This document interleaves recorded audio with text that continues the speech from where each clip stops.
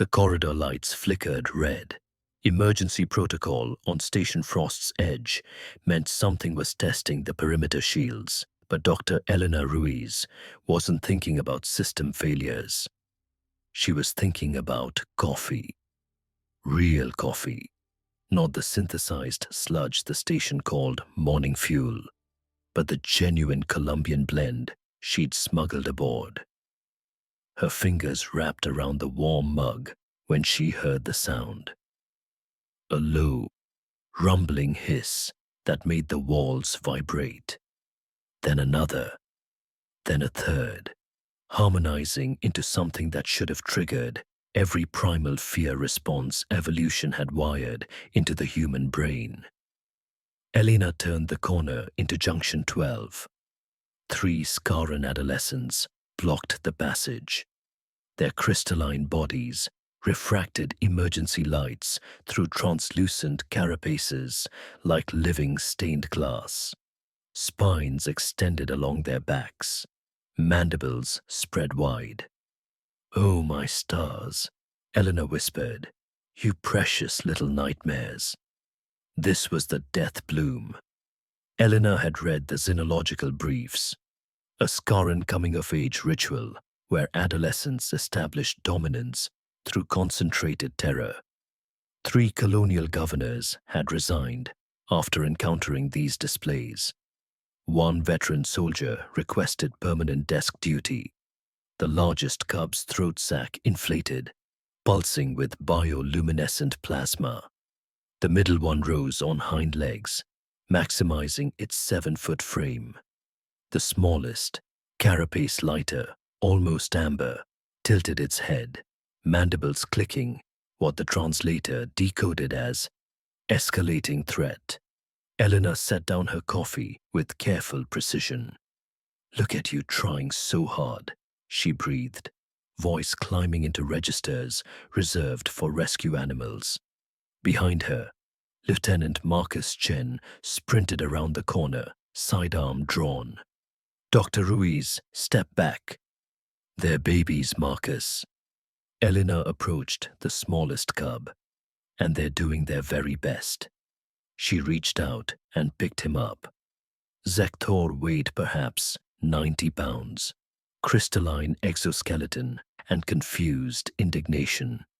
His 4 legs dangled, his segmented tail lashed weakly. The bioplasma in his throat sac sputtered, producing sounds the translator labeled profound social violation, existential confusion. "Oh, you're strong," Elena cooed, adjusting her grip to support his thorax. "Such a fierce boy." "Yes, you are. You're my brave little nightmare baby." She kissed the smooth dome between his optical clusters. The death bloom collapsed. The largest cub's spines retracted with a whistling sound. The middle cub's plasma extinguished entirely. Zektor made a grinding sound that might have been a whimper. "Ma'am," Chen said quietly, weapon still trained on the others. "The matriarch is going to declare war over this." "Nonsense. I'm building bridges." Elena finally set Zektor down, keeping one hand on his carapace. "There we go, sweetie." Zektor's legs trembled as they remembered how to function. He looked up at Elena, compound eyes cycling through confusion patterns. You should be terrified," he managed, voice cracking like adolescent vocals everywhere. "Oh, honey, no." Elena pulled a protein bar from her pocket, breaking it into 3 pieces. "You're not nearly big enough for that yet. Maybe in a few years." The cub stared at the offered food with suspicion reserved for explosive devices. "Go on. You earned it." Zektor took his piece first. The others followed, moving with the uncertainty of predators who just discovered they might be prey instead. Somewhere in the command deck, Matriarch Velshara was reviewing security footage, Her crystalline claws scraped deep grooves into the console's edge. "Replay it," she growled. The holographic display flickered. Velshara watched her nephew, third spawn warrior, 13 confirmed kills, get picked up like a domesticated herbivore. Again. She thinks he's a juvenile prey animal, General Krathix observed, mandibles clicking nervously. "Worse," said Counselor Thex, the xenopsychology specialist. "She thinks he's her juvenile prey animal. Look at the proprietary body language." She claimed him. The War Council chamber held 7 senior Skarren officials. All of them had stopped their bioplasma circulation in shock. "My nephew held defensive positions for 6 hours with a fractured carapace," Velshara said slowly. "And she called him." What did the translator say? "Brave little nightmare baby," Thex confirmed, then engaged in oral contact with his cranial dome. A bonding ritual.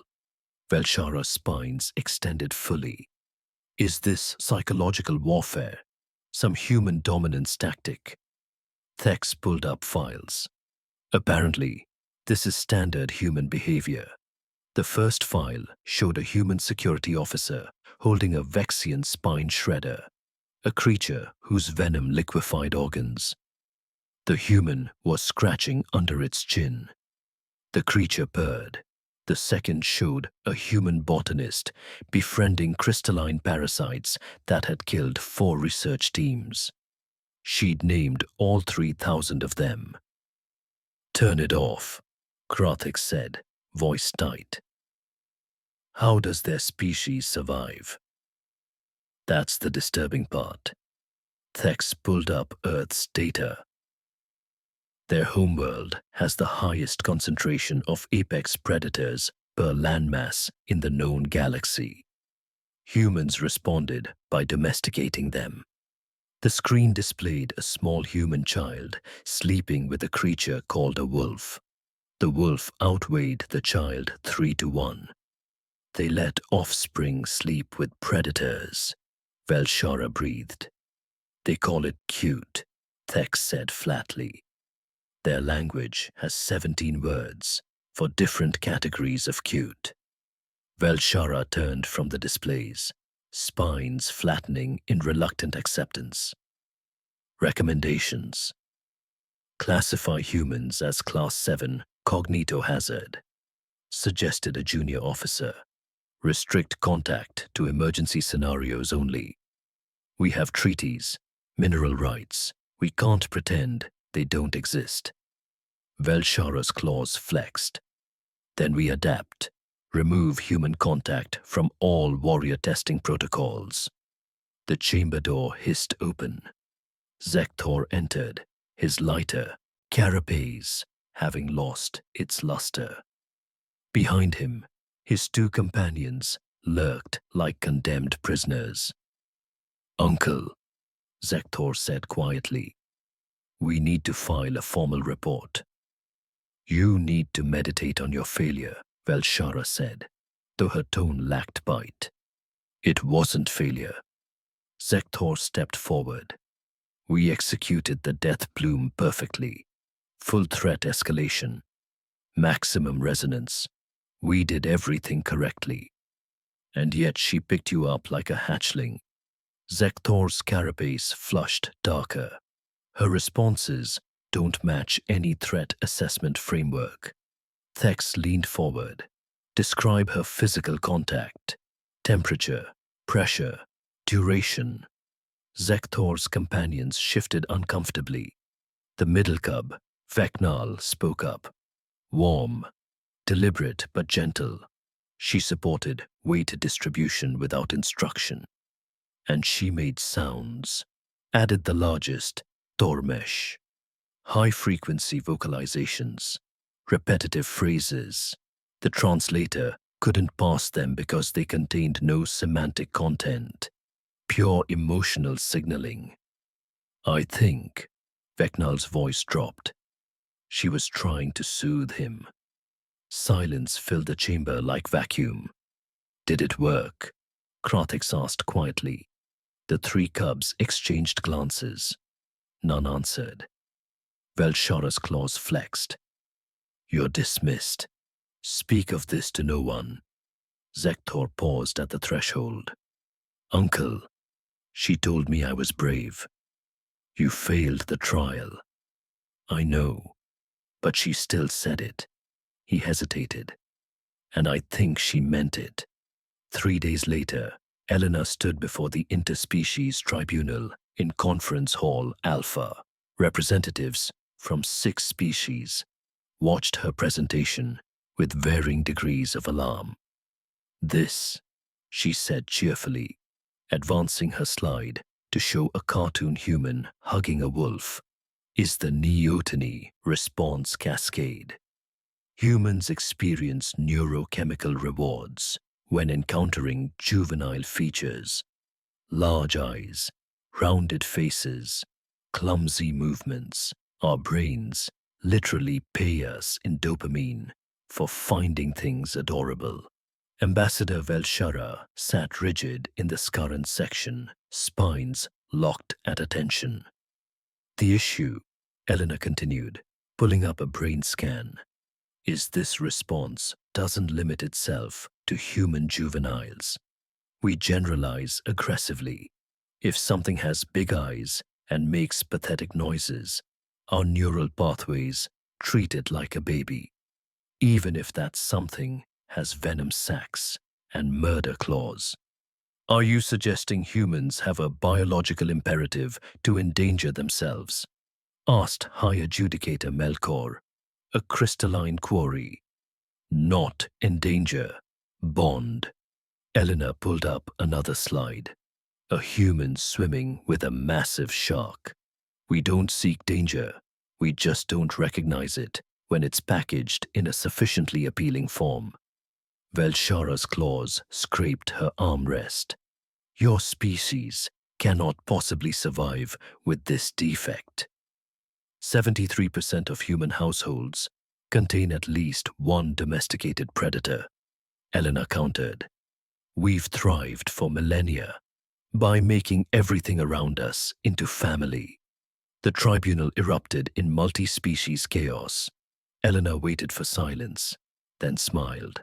Ambassador Velshara, your nephew displayed courage.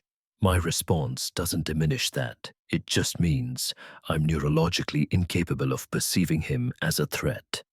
She closed her presentation. The galaxy would be safer if humans could distinguish between dangerous and adorable. Since that's neurologically impossible, I recommend you adjust your expectations. Velshara stared at the human. Dangerous indeed. Video title: The Cubs Tried to Intimidate Human. She picked them up and called them my brave little babies. HFY.